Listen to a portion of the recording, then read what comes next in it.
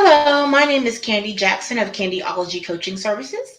I am a certified clinical sexologist and relationship and intimacy coach, wedding officiant, and premarital counselor. I was married for 16 and a half years. I wish that my husband and I had the premarital counseling that I currently have in my program. So for the state of Texas, if you're in the state of Texas getting married, I am a part of Two Together in Texas, which requires you to at least have 8 hours. That means 8 1 hour sessions for your premarital counseling. Now, there's some perks to that, right? You get up to $60 off of your license, your wedding license, and then it waives that 72-hour hold on your license. So, guys, if you forget at the last minute and you did not get that license, you can go on Friday. You get married on Sunday. Yes, you can still get your license if you've gone through premarital counseling with me. Okay, so in premarital counseling, we take you through 8 different sessions. So here are some of the things that we're going to cover in our sessions. Finances and budgeting. So this is talking about 401k, saving, spending, who has control of the money. Will you guys have 2 bank accounts? Will you have one bank account that's joint and 2 separate ones? How will that money flow through your household? Okay. Family and friends. That means that how does your family and your friends affect your relationship? Okay. Are you still giving mama $900 a month to help her with her apartment? Are you still sending money over to your friend Joe that needed $100 every week to stay afloat? Are you doing those things? Who is your trusted family member or friend that you can go vent to about what's happening in your relationship? Who are you allowed to really talk to? In a marriage, you should keep some things private, right? Who am I allowed to talk to in my family or friends when we get into it? Who is that trusted person? We talk about those type of things. We talk about children and parenting, discipline, raising the kids, who will take the kids to school, who's responsible for diaper duty, who's responsible for taking them to the doctor. I mean, there are so many things that you can go over with children. Okay, gender roles and housework. Who does what? Okay, and you would think, right, that it's a simple thing, but it's not. Housework is so some men, I'm sorry, some women feel like, oh, only the man should be taking out the trash, so I'm not doing that.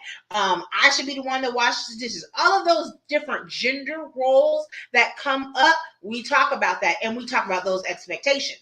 Then we talk about intimacy and sex. Now, listen, intimacy and sex are not the same thing, but intimacy can lead to sex, okay? And so we're going to talk about 5 love languages. If you've never heard of the 5 love languages, you definitely need to go to 5lovelanguages.com or .org. I can't remember which one it is, and take that test to see what your love languages are. And then it gives a detailed thing about that love language, but everyone's expectations of the love languages are different, okay? Now, first of all, before I continue on with what the 8 sessions are, the 5 things that I just brought up to you are the top 5 things that people get divorced for. So finances, family and friends, children and parenting, housework, and then intimacy and sex. Those are the top 5 things that people get divorced for. So we're going to try to get you some tools so that you can avoid those things and go into it in a better way, right? So then we talk about faith and values. This is talking about God. This is talking about Allah, Buddha, whoever you believe in, church, moralities, all of those things. This is what that particular section is about. Then we're going to talk about healthy communication.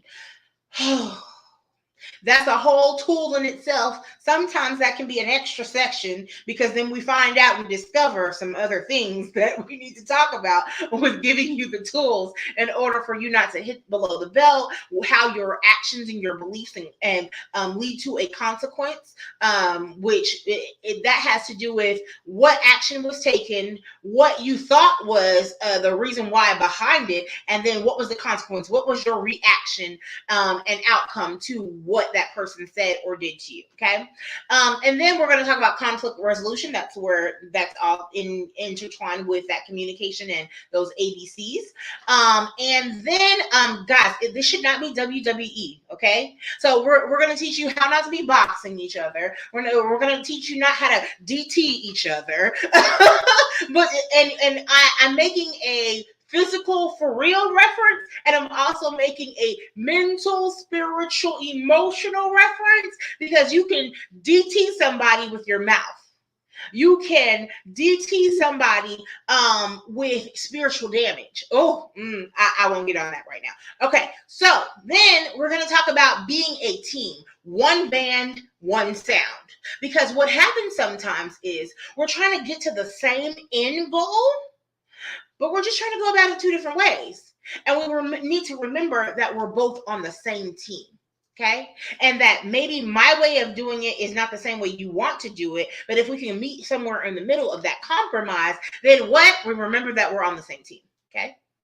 So, did you guys know that only 35% of engaged couples do premarital counseling and education? And that number needs to go up, up, up, because we can save relationships and then we can save lives with that. So studies show that 80% of the couples that receive 8 to 10 hours of premarital education stay together.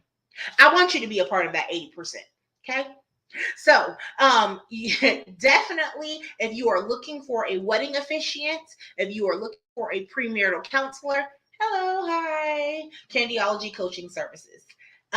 Remember, guys, to like, subscribe, and ring that bell on YouTube, Facebook, Instagram, LinkedIn, or Twitter.